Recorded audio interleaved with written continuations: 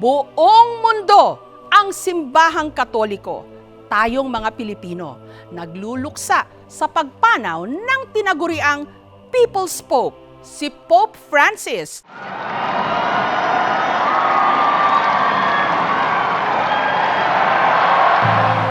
Isang magiliw bagamat halatang nanghihina rin na Santo Papa ang bumungad sa publiko nitong Easter Sunday o Pasko ng Pagkabuhay.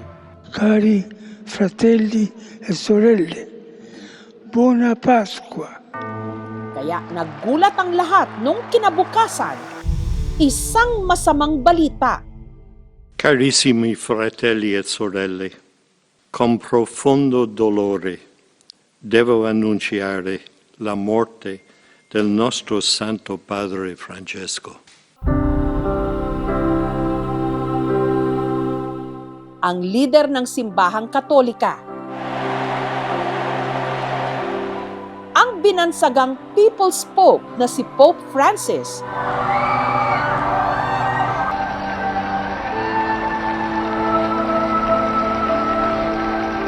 sa edad na 88 anyos.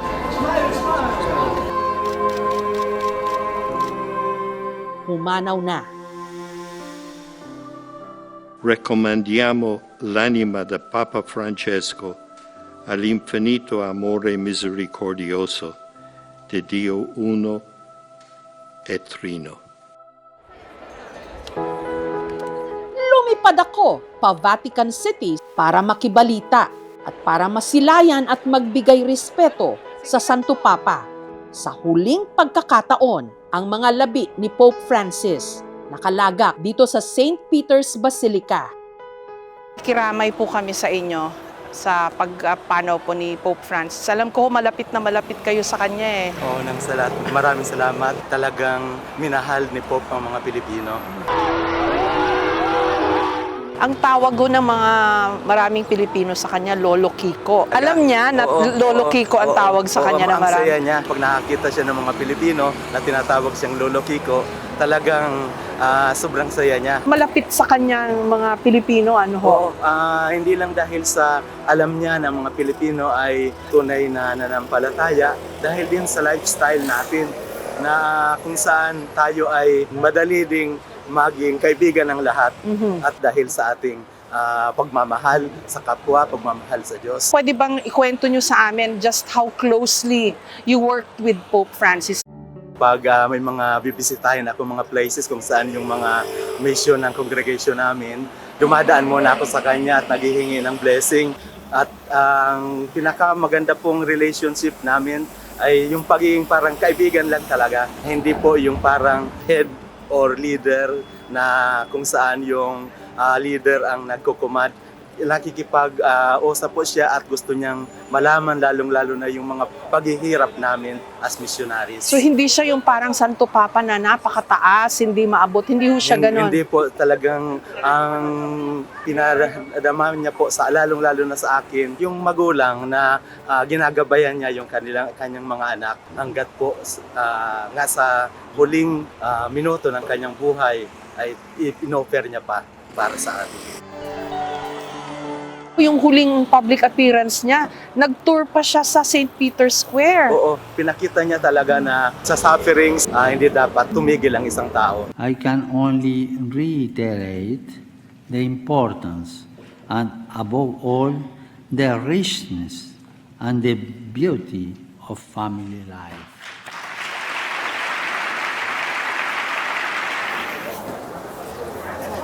So papunta ho kami sa Vatican mismo, kasama natin si Father Jess. Try natin na makalapit dun sa labi ni Pope Francis. In-expect na natin maraming tao haba ng pila. Nasa St. Peter's Square po tayo sa labas ng Basilica kung saan naroon ang labi ni Pope Francis. Ngayong araw po ng Biyernes, ang huling public viewing ng kanyang labi. Dahil bukas po ay ang kanya ng libing, bago noon ay may funeral mass na gagawin ho rito. Napakaraming tao ho rito, matyagang pumipila. Yung iba, hindi bababa ng 4 na oras ang ipinila para lang sa ilang segundo na sila'y makalapit sa labi ni Pope Francis. Siguro yung mga dami ho ng mga pumupunta rito para pumila na makapasok sa St. Peter's Basilica, patunay rin kung gaano minahal ng mga maraming tao sa buong mundo ang yumaong Santo Papa. Kahit yung mga hindi pareho ng paniniwala, mga nasa Gaza, yung mga dumadaan sa mga matinding pagsubok, he would reach out to them, yung mga nasa laylayan. At ngayon, nakikita rin yung sukli sa kanya. Dahil ang dami hong pumupunta rito from all over the world, across all generations narito. Dito na tayo sa mismo ng St. Peter's Basilica. Ito na yung holy door. So, papasok tayo dito para makalapit dun sa kanyang labi. Siksikan yung mga tao.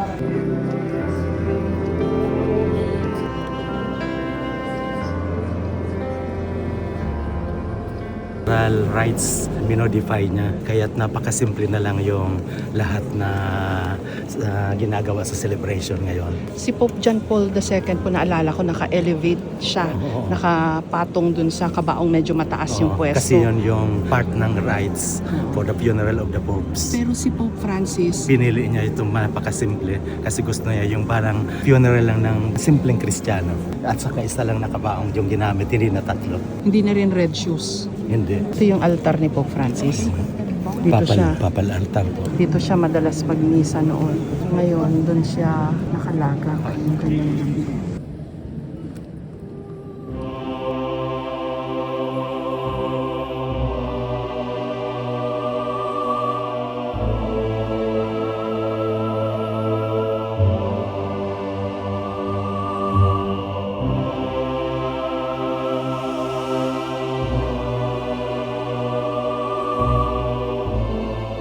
Katatapos ko lang hong makita yung labi ni Pope Francis. Yung expression niya, peaceful naman. So, nakaka-relieve din na to see yung facial expression niya na parang he was at peace, hindi siya nahirapan. Kalalabas ko lang po ng St. Peter's Basilica, nakalapit po tayo ng ilang segundo dun sa yung pinaka-close na pwesto. So ako, nagsabi na lang po ako ng thank you Pope Francis for everything. Habang papalapit doon sa labi mismo ni Pope Francis, madarama mo talaga yung katahimikan. Nakakatuwa rin na makita may mga younger generations at nanggaling sa iba't ibang mga lugar ng mundo. Ilang oras ka pumila? I think an hour po. Talaga? O anong masasabi mo sa experience mo? Well, it was very touching naman po siya. At the same time po, parang it's a chance din po para magdasal po. What is it about Pope Francis na gustong-gusto mo? Ang humble niya po as a person. That's what I like about him po. Kasi nakita mo yung labi ni Pope Francis, ano reaction mo? Ano masasabi? Nakakakilaw. Bakit? Talagang ramdam mo yung ano niya yung spiritual niya. Ilang oras ka pumila? Swerte po ako, nakapila po ako ng mga kulang-kulang po 2 oras. Maikli na yun. No? Maikli Iba na kasi po 4 yun. na Kasi oras. 5 oras, 5 oras. Anong gusto mo kay Pope Francis? Yung humanity niya, yung kanyang pagiging mababang loob. Ito may mga kababayan tayo. Uy, ang dami nila, oh. Yes po. Nagpila rin ho kayo kay Pope Francis. Anong reaction mo nung nakalapit ka sa nakita ano? ko po, kinalibutan po ako. Napaka-bless po namin. Andito kami sa Rome.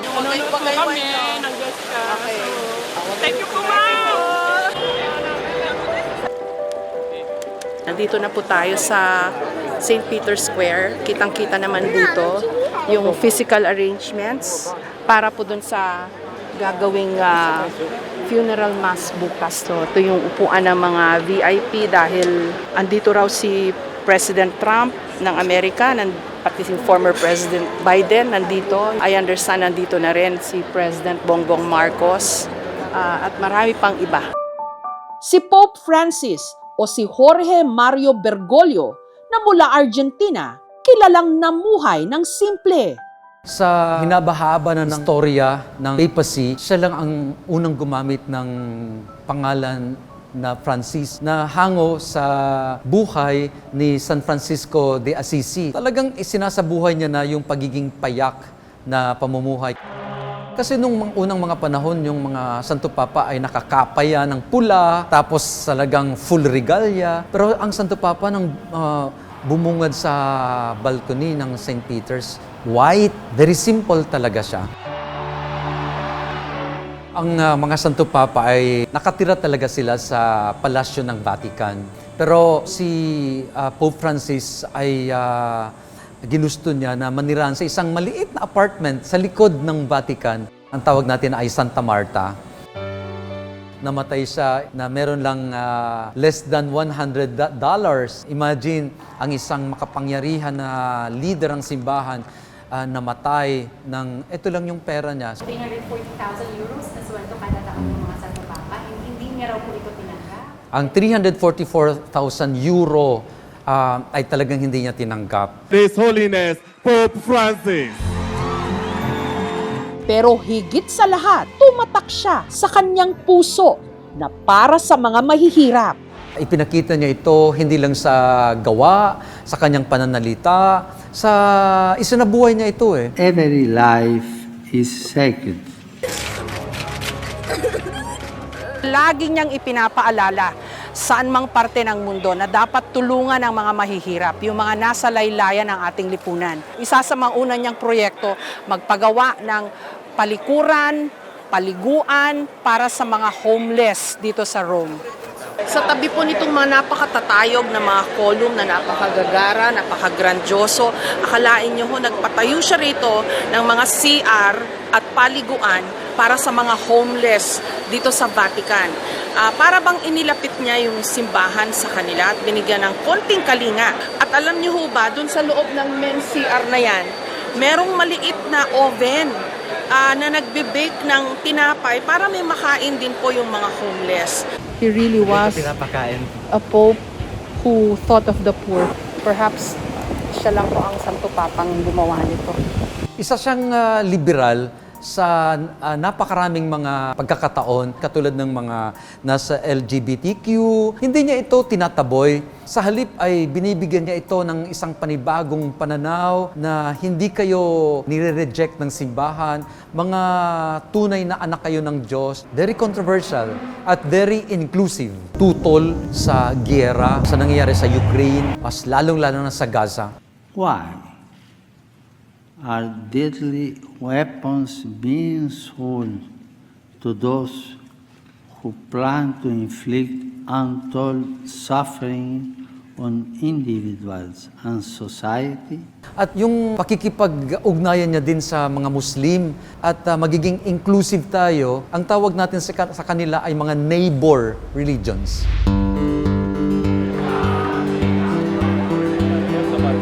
Ito po ang Santa Maria Maggiore Basilica o ang St. Mary Major sa Ingles. Malapit lang ho ito sa Vatican. Ito ho ang napiling himlayan o libingan ng yumaong Santo Papa Pope Francis.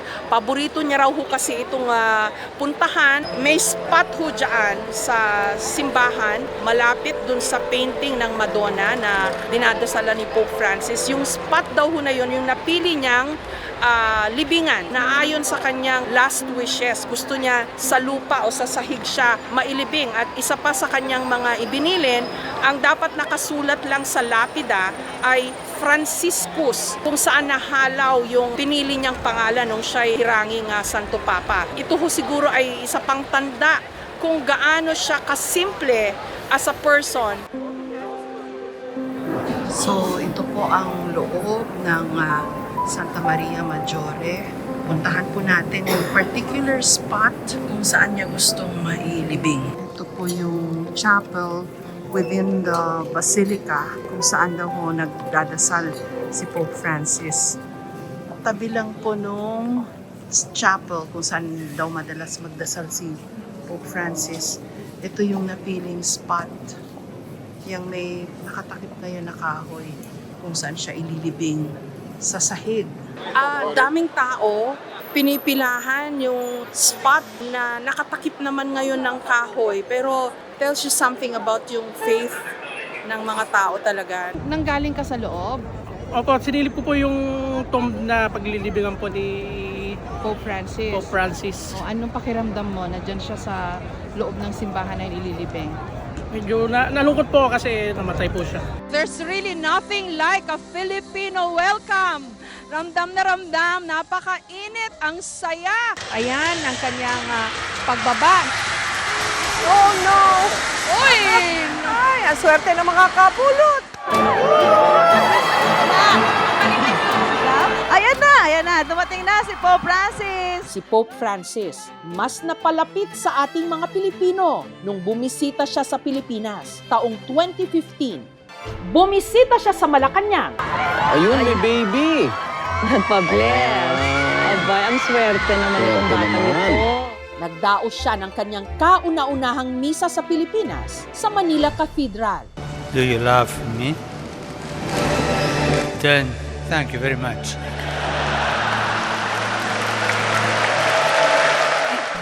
Isa sa mga mapalad na nagkaroon ng close encounter sa kanya ang pamilya ni Remy. Hindi makapaniwala na andun kami in front of us ay kasama namin si Pope. Kami ang pamilya Dizon. May mga panoong nagkakaroon kami ng hindi pagkakaunawaan. Ngunit ang mga pinagdaanan namin ang siyang nagturo sa amin na maging isang Kristiyanong pamilya. Ang kanyang inang si Kika may iniregalo pa para kay Pope Francis na isang skull cap. Si nanay ko yung nag-abot kay Pope. Tapos sinuot niya, medyo maluwag. Binalik niya kay nanay yung skull cap. Ang souvenir mula sa Santo Papa, nakatago ngayon sa kanilang simbahan. Memorabilia na namin siya dito sa Holy Cross Parish. Ay, dito na namin siya pinwesto. Nakatanggap din daw sila ng rosaryo mula sa Santo Papa. Ang kanyang nanay Kika, yumaon ito lang nakaraang buwan at ito raw ang ipinabaon nila sa kanyang libingan. Para lagi pa rin niyang kasama si Pope Francis. Sina Remy, napili raw noong makalapit kay Pope Francis dahil sa pagkupkup noon ng kanyang nanay Kika sa mga seminarista sa kanilang lugar.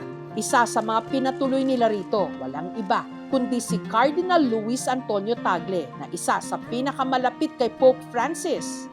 Time na yon, dito namin sila pinapatuloy sa kwartong to. Ito yung isa sa memorabilia namin with Cardinal Tagle. Andito siya, ito nung seminarista pa lang siya, bata pa.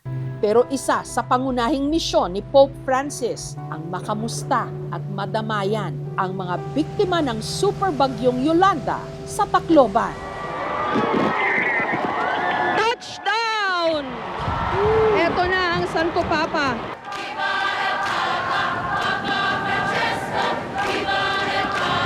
Kahit bumabagyo noon, ang Santo Papa hindi nagpatinag. Magdamagan, hindi umalis yung libo-libo nating mga kababayan. Sabi nila, ma'am, signal number 1 lang yan. Yung Yolanda nga, nakaya namin Nagmisa pa siya sa ilalim ng malakas na ulan. Y cuando, permítanme esta confidencia, y cuando yo vi desde Roma esta catástrofe, sentí que tenía que estar aquí para estar con ustedes. Un poco tarde, me dirán, es verdad, pero estoy. Yung misa niya sa Tacloban, nakakapote siya ng yelo na yun ang suot ng mga tao. Talagang nakipagkaisa talaga siya. Di masukat ang kanilang tuwa na personal na makita ang tinaguriang People's Pope na sinadya ang kanilang lalawigan para mabigyan ng inspirasyon ang mga patuloy na bumabangon mula sa Super Typhoon Yolanda. Ang pamilya ni Mary Jane Arias na nakatira sa isang barong-barong sa tabing kalsada, mas maswerte. Sa tapat kasi ng kanyang bahay, bumaba ang Santo Papa. Yung lumapit sa amin, pakiramdam ko na lumalapit din si Lord. Nung naglamano kami, pinapray kami. Nalikan yung kapatid ko, yung baby, na part sa amin, si Pope Francis. Kasi nung siya yun nagpabago sa amin, pati sa paniniwala sa Diyos din. Nakisalo rin sa isang pananghalian ng Santo Papa kasamang ang ilang survivor ng Yolanda at ang lindol sa Bohol. Ito yung upuan na ginamit ng Santo Papa during the lunch. Yung magagamit is na-preserve din namin. Kinawat nga selfie while we were having lunch. He taught yung mag-trust otro, Bagan despite and in spite, you should serve, you should praise the Lord. Bakit po pumapayag ang Diyos na may ganitong nangyayari? Hindi naman napigilan na bumuhos ang emosyon nung nakausap ni Pope Francis ang mga batang kalye na sina June at Glyzel sa Encounter with the Youth na ginanap sa UST o sa University of Santo Tomas. Marami na po ang mga batang pinabayaan ng kanilang mga magulang. Marami sa kanila ang naging biktima at masama ang nangyari sa kanila, tulad ng droga o prostitution. Bakit po pumapayag ang Diyos na may ganitong nangyayari? El núcleo de tu pregunta casi no tiene respuesta. Solamente cuando somos capaces de llorar sobre las cosas que vos viviste, podemos entender algo y responder algo. Ako po ay nagpalaboy-laboy sa kalye. Hindi ko na po alam kung saan ako tutuloy. Natutulog lang po ako sa tabing kalye. Hindi ko na rin po alam kung ano ang aking kakainin sa bawat araw. Si June, 23 anyos na ngayon. Mahirap na po talaga kami. Yung tatay ko, barker lang po. Gawa rin po ng yung pinagbabawal nga po na gamot. Kaya po siya nakulong. So lumayos po ako noon. Tumira po ako sa kalye for almost 1 year. Namamalimos ako, nangangalakal. Nagawa ko na rin magnakaw. Napunta ako dito sa Tuloy ng Kabataan kasi meron pong mga street educator. Hanggang nabigyan na nga ng pambihirang pagkakataon na makausap ang Santo Papa. Una ko pong naramdaman nung nayakap ko si Pope Francis. Iyakap ng isang ama po. Nahinanap ko iyakap ng tatay ko since matagal siyang nawala. Nasa 2nd taon na siya ng kolehiyo. Gusto kong tulungan kung sino mang pwedeng makatulungan ko mga bata na naging katulad ko sa kalye. Nagsagawa rin si Pope Francis ng misa sa Luneta na dinaluhan ng humigit kumulang 7 milyong tao. Pope Francis! Ito raw ang itinuturing na largest papal crowd sa kasaysayan. In the name of the Father, and the Son, and the Holy Spirit. It's a special joy to me to celebrate Santo Niño Sunday with you. Samantala, naka-display ngayon sa UST ang ilang memorabilia ng pagbisita ni Pope Francis. Nandito rin ang papal chair na ginamit niya sa Encounter with the Youth. Ang pastor bonus po, ang ibig sabihin ay Good Shepherd. Ang ibang papal chair naman na ginamit din ni Pope Francis, matatagpuan sa isang pagawaan ng mga sacred furniture sa San Pedro sa Laguna. Ang papal chair na ginamit niya sa meeting with the family sa Pasay, gawa sa telang tinalak. Kaya tinawag itong tinalak papal chair. Ginawa po namin yan para talagang Pinoy na Pinoy itong chair na ito. At ang pinakamahalaga raw sa lahat, ang ginamit ng Santo Papa sa makasaysayang misa sa Maynila, ang aktwal na Luneta Papal Chair. Kung special yan. Kasi hindi man ako makalapit kay Pope, yung ginawa ko, uupuan niya. Malaking blessing po sa akin yun. Masyadong importante sa amin to, masyadong significant. Lalo na ngayon na wala na si Pope Francis. Pebrero nitong taon, nung nagsimulang bumagsak ang kalusugan ni Pope Francis. Pumunta pa siya sa St. Peter's Square para sa Easter Sunday blessing. Cari fratelli e sorelle, buona Pasqua. At yun na nga ang huling pagkakataon na nasilayan ng publiko si Pope Francis.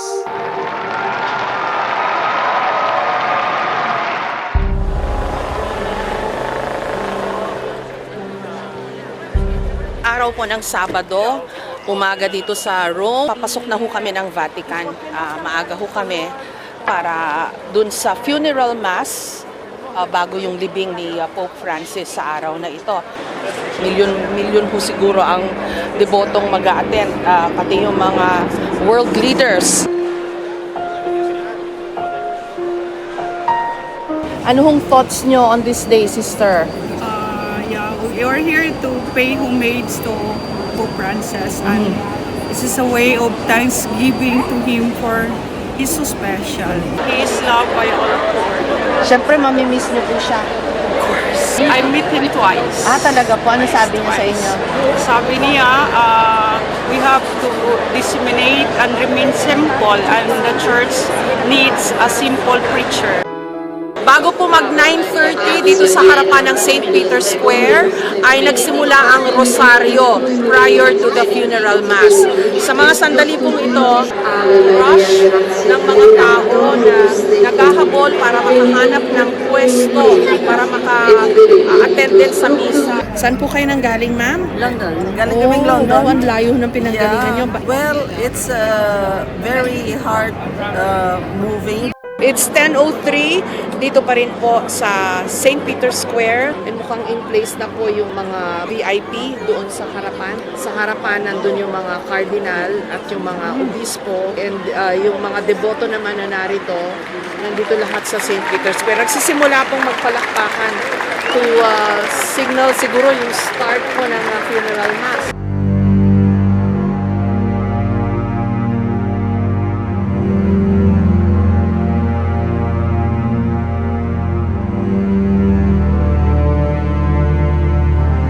Kami ho sa media ay naka-cordon off dito po sa certain positions lang po sa St. Peter's Square. Kasama ko sa mga nandito sa aming pwesto ay si Julian Assange na isa sa prominente na whistleblower. Narito ho siya para mag-attend din ng funeral mass. Sikat po si Mr. Assange dun sa WikiLeaks. Nakulong po siya ng matagal dahil po doon at nandito po siya sa misa rin ngayon. Pax vobis. Verbum Domini.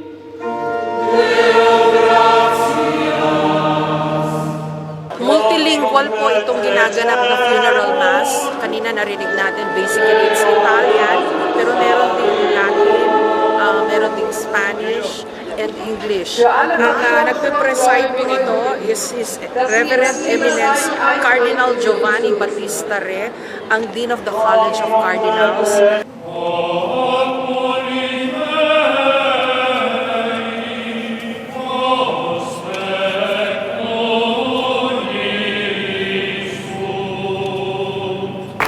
Pinapalakpakan si Pope Francis ng mga nandito sa harapan ng St. Peter's Basilica. Final applause for him for everything that he's done.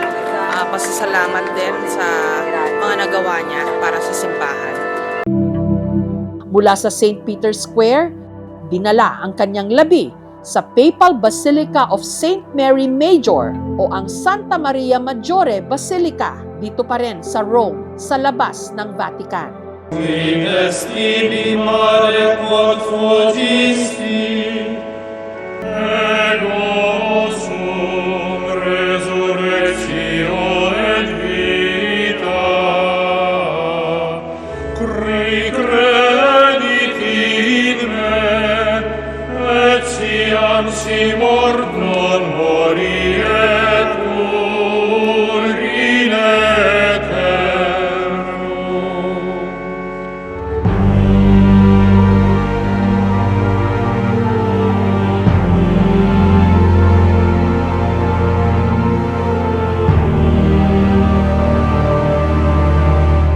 Binago niya ang mukha ng simbahan sa pamamagitan ng pagbabalik nito sa karukaan ni Kristo. Ang sabi niya, kung hindi dukha ang simbahan, hindi yan ang simbahan.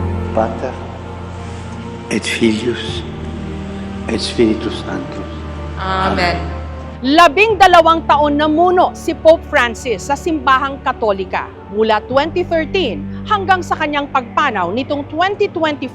Siya ang kauna-unahang Santo Papa mula sa Latin America. Lagi niyang ipinapaalala na tulungan ang mga mahihirap. Dahil dito, tinawag siyang the People's Pope o the Pope for the Poor. Napakalaking puwang ang kanyang naiwan, pero marami ring magaganda at masasayang alaala.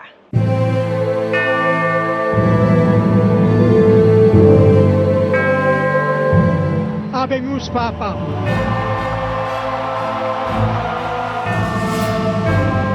Only by becoming poor ourselves, by stripping away our complacency, will we be able to identify with the list of our brothers and sisters. Please pray for me. Thank you for watching, mga kapuso. Kung nagustuhan niyo po ang videong ito, subscribe na sa GMA Public Affairs YouTube channel. And don't forget to hit the bell button for our latest updates.